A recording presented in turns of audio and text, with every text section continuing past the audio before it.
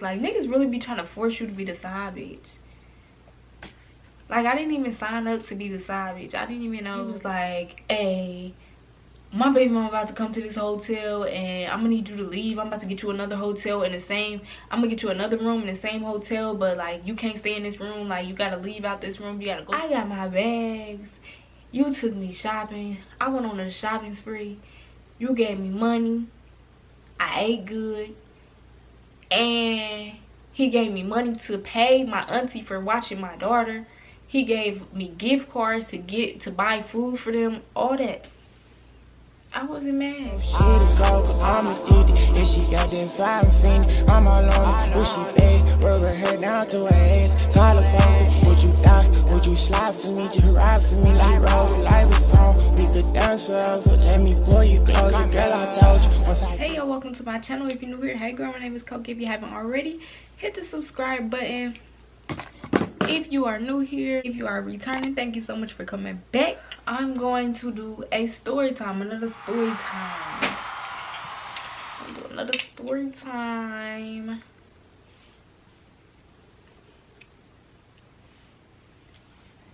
Do these look okay? You can see the glare in the glasses. No. Today, y'all, we're gonna do another story time. We're gonna do another flued out story time. And y'all probably like, how do this girl be getting flued out all the time? Niggas stay flued and niggas stay flying bitches out. It's like it's nuts. So this time, y'all, I got flew out by a scammer. Insert cha-ching. Baby, he had money. So we gonna name the scammer Bobby. And I met Bobby because he scammed my friend. This how I knew he was a scammer, because he scammed my friend. How it all started is that they had like this little flight scam going on, but actually at first it wasn't a scam. Like, people was really getting these cheap round trip flights for like $150. Like, everybody was going everywhere at this time because they had the little flight scam going on, and it was working. Everybody was telling me like, oh yeah, he do flights for $150, like round trip anywhere, you can go anywhere, blah blah blah. So I'm like, okay, bet. Like, and it was around my birthday time. I think I was turning like 22 and I was going to Miami for my birthday. So I was like, I'm gonna check into that, because $150, like, you can't go wrong with $150 round trip to Miami. Like what? Is you serious? Is you stupid? Like, I'm about to hit him up. So it was on Snapchat. So I added him on Snapchat.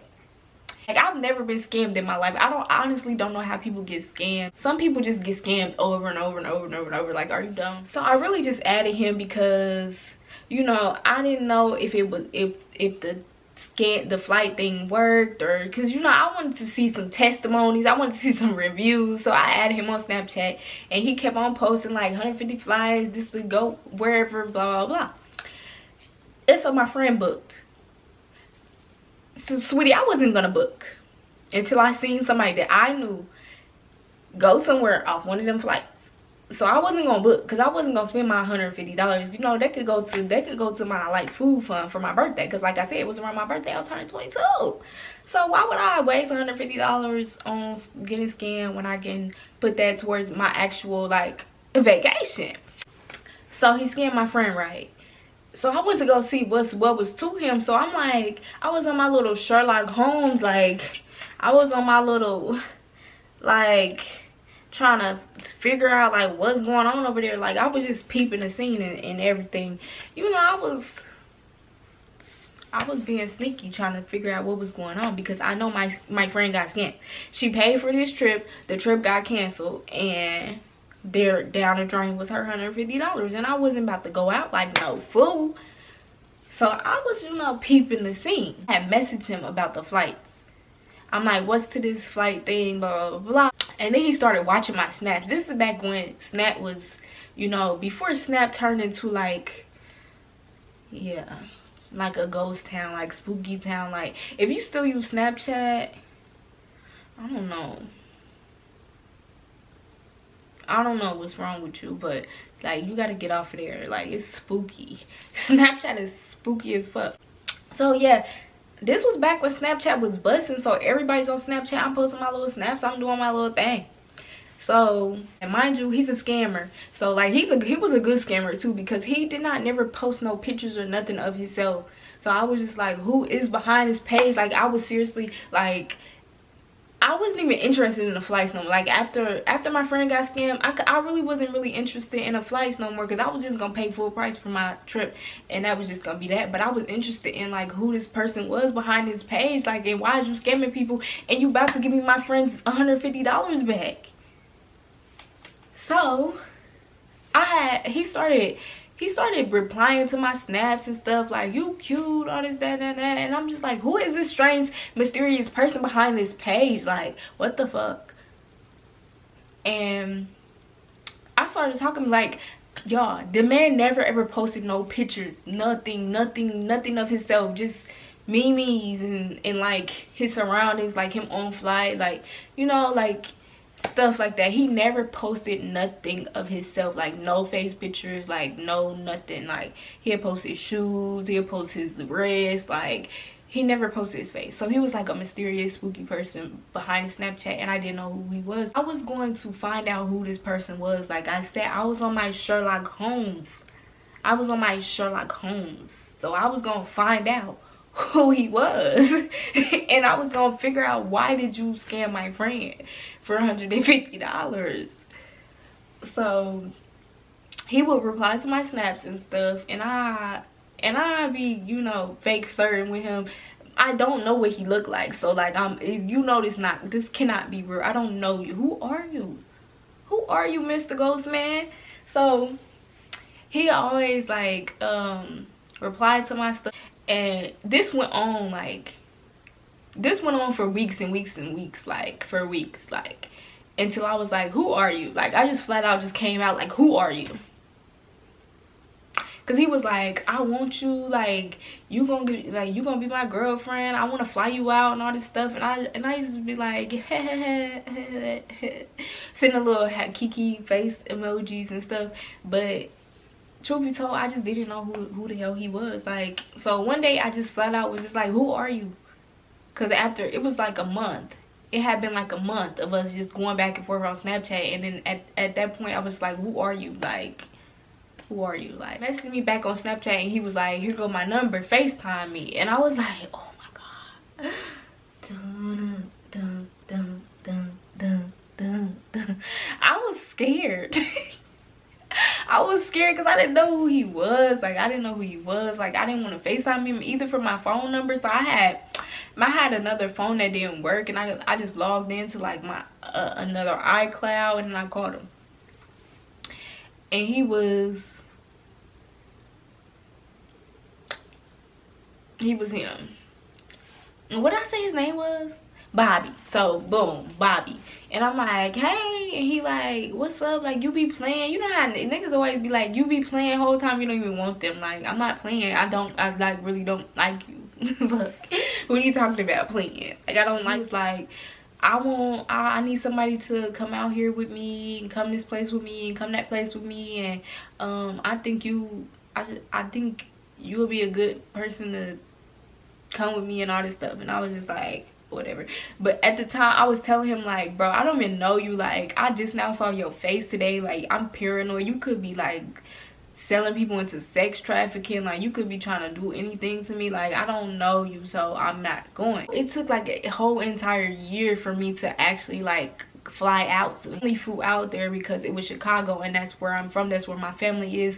I know, like, you can't do too much of nothing to me out there because I got people to call. I was like, okay, I'll fly out there. And I was flying from Florida. So, he booked the flight. I fly out there. He used to always be like, I want to take you shopping. I want to do this. Like, I want to take you here. I want to take you there. I want to do this. I want to do that. And I was like, yeah. Because, like, you can't believe nothing that these niggas say. Like, you just have to show me. I don't want to hear that you gonna do this, you gonna do that. Like, what? Just show me when I get there, okay? Period.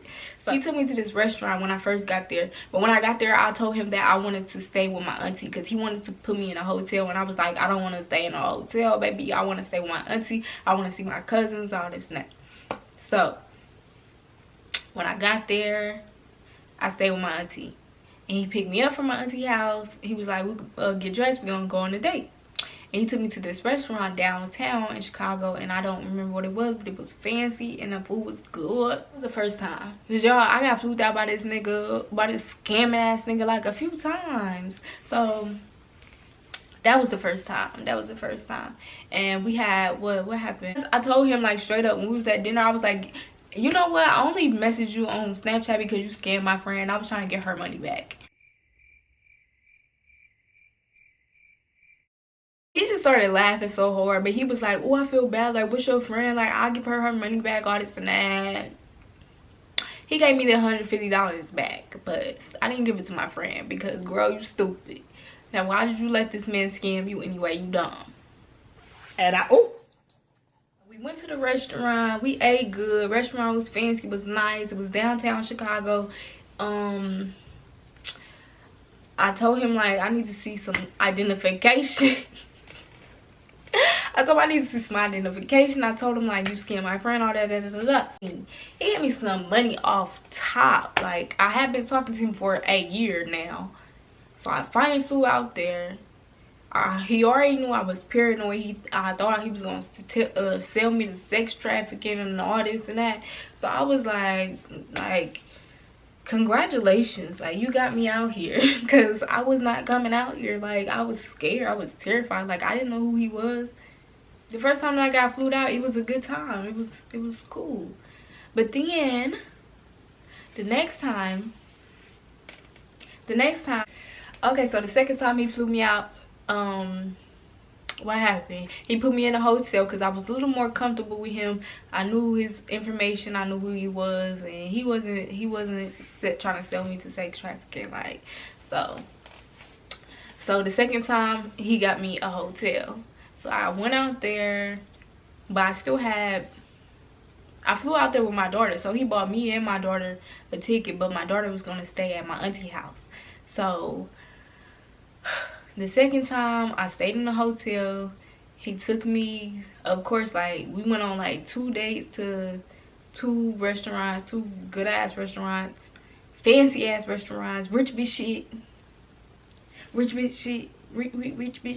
He took me shopping. Listen, y'all, he took me on a shopping spree. The shopping spree had no limit. Like, I could just go. I was going from store to store to store to store to store to store, and I was just looking back like this is my first time. Y'all looking like, hey, just I want this and this, and I want that too, and put that in there too. If you remember what I said the first time that I got flew out, we went to restaurants in Chicago.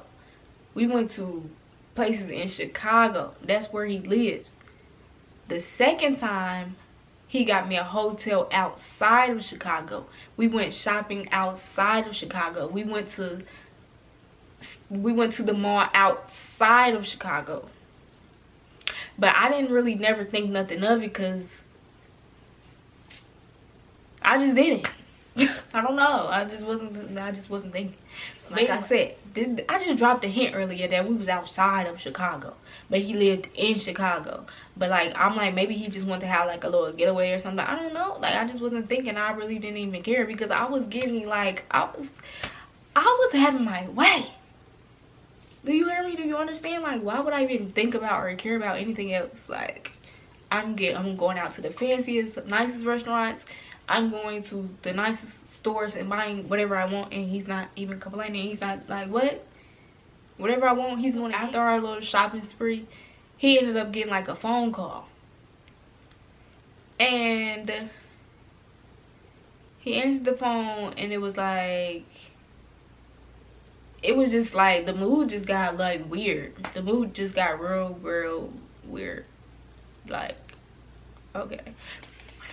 So when he got off the phone, he was like, hey, my baby mama about to come to this hotel and I'm gonna need you to leave. I'm about to get you another hotel in the same, I'm gonna get you another room in the same hotel, but like, you can't stay in this room. Like, you gotta leave out this room. You gotta go to the, like, I'm gonna give you the money. You can check into the other room and all this and that. And I was just like,